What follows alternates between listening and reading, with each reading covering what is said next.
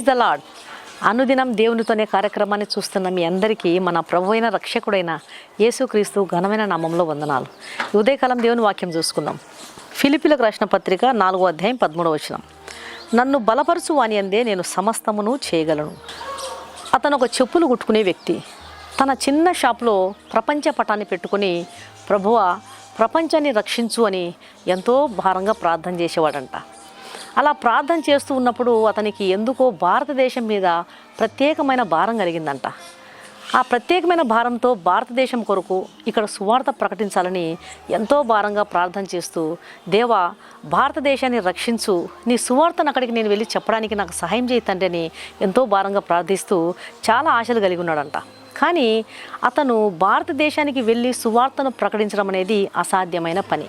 కారణం, అతడు చదువుకున్నవాడు కాదు, పైగా అతను చెప్పులు కుట్టుకునేటువంటి ఒక సాధారణమైనటువంటి వ్యక్తి.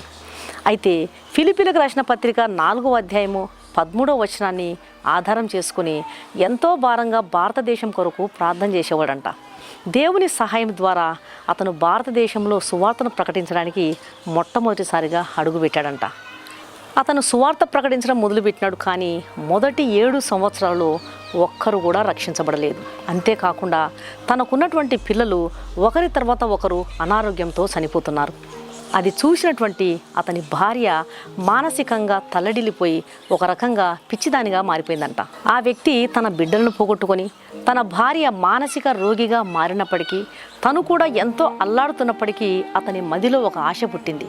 ఈ భారతదేశ ప్రజలకు వారి భాషలోనే నేను బైబిల్ గ్రంథమును తర్జుమా చేసి ఇవ్వాలి అనే ఆశతో క్రొత్త నిబంధన గ్రంథమును సంస్కృతంలో తర్జుమా చేసినాడు. ఇంగ్లాండ్ దేశం నుండి ప్రింటింగ్ ప్రెస్ తెప్పించినాడు. బైబిల్ను ప్రింటింగ్ చేసేటువంటి సమయంలో అతను బయటికి వెళ్ళి వచ్చేసరికి అతడు తర్జుమా చేసినటువంటి బైబిల్ లేఖనాలన్నీ పూర్తిగా అగ్ని ప్రమాదంలో కాలిపోయినాయి. అలాగే ప్రింటింగ్ ప్రెస్ కూడా మొత్తం కాలిపోయింది. అలా ఒకసారి కాదు, రెండోసారి కూడా బైబిల్ను ప్రింటింగ్ చేసే సమయంలో తర్జుమా చేసినటువంటి బైబిల్ లేఖనాలన్నీ అగ్ని ప్రమాదానికి కాలి బూడిదైపోయాయి. అగ్నికి పూర్తిగా బూడిదైపోయినటువంటి బైబిల్ను అలాగే ప్రింటింగ్ ప్రెస్ను అలా చూస్తూ నిలబడి ఉన్నటువంటి అతని దగ్గరికి ఒక వ్యక్తి వచ్చి అడిగాడంట, ఎన్నో సంవత్సరాలుగా నువ్వు కష్టపడి తర్జుమా చేసినటువంటి బైబిల్ లేఖనాలన్నీ పూర్తిగా కాలిపోయినాయి. అది ఒకసారి మాత్రమే కాదు, గతంలో కూడా ఇలాగే జరిగింది. ఇప్పుడు నువ్వు ఏం చేయాలనుకుంటున్నావు అన్నాడంట. అందుకు ఆ వ్యక్తి ఇచ్చినటువంటి సమాధానం, నేను నా సమస్తాన్ని కోల్పోయినా ప్రభు నాకు తోడుగా ఉన్నాడు అని చెప్పి మళ్ళీ తర్జుమా చేయడం మొదలుపెట్టాడంట.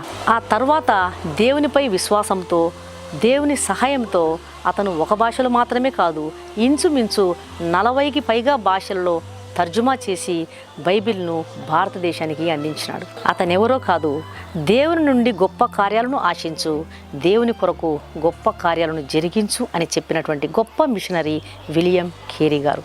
దేవుని బిడ్డలారా, ఈరోజు మీరు కలిగినటువంటి వ్యాపారంలో కానీ, ఉద్యోగంలో కానీ, మీరు చేస్తున్నటువంటి సేవలో కానీ, లేదా మీ కుటుంబ వ్యవస్థలో కానీ ఏదైనా సరే సమస్యలు సవాలుకరంగా ఉండవచ్చు. అవి మీ శక్తికి మించినవై ఉండవచ్చు. అవి అసాధ్యంగా ఉండవచ్చు. అమ్మో ఇక నా వల్ల కాదు అనిపించవచ్చు. కానీ పౌలు గారు చెప్పినట్లు నన్ను బలపరచు వాని అందే నేను సమస్తము చేయగలను అని చెప్పాలి. మనకు బలము ఎక్కడ నుండి దొరుకుతుంది? సమస్యలను జయించాలన్నా, కష్టాలను జయించాలన్నా, అవమానాలను జయించాలన్నా, ఈ పోరాటాలను జయించాలంటే మనకు బలము కావాలి, ఆత్మీయ బలం కావాలి. మనకు బలము ఎక్కడి నుండి దొరుకుతుంది? దేవుని నుండి దొరుకుతుంది. ప్రతిరోజు దేవుని సన్నిధిలో మనం గడిపినప్పుడు ఆయన మనకు శక్తిని, బలాన్ని దయచేస్తాడు. అన్ని విషయంలో విజయాన్ని ప్రసాదిస్తాడు. కాబట్టి దేవుని సన్నిధిలో మనం అధికంగా గడిపి నన్ను బలపరచు అని అందే నేను సమస్తము చేయగలను అని చెప్పగలగాలి.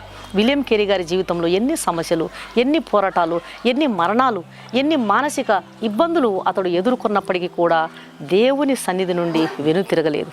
నాగటి మీద చేయి వేసిన వాడు ముందుకే చూడాలి, కానీ వెనుక తట్టు చూస్తే నాకు పాత్రుడు కాడు అన్నాడు యేసుప్రభువారు. అలాగనే మనం కూడా దేవుని నమ్ముకున్న తర్వాత, దేవుని వెంబడిస్తున్న తర్వాత ఎన్ని కష్టాలు, బాధలు, ఇబ్బందులు మన జీవితంలో సంభవించినా కూడా వెనుక తట్టు చూడకుండా క్రీస్తుని అనుసరించాలి. మనల్ని బలపరచువాడు ఆయన. కాబట్టి ఆయన వైపు చూచినప్పుడు అన్ని సమస్యలను మనం సులభంగా అధిగమించగలం. ప్రభు మనకు అట్టి కృప దయచేనుగాక.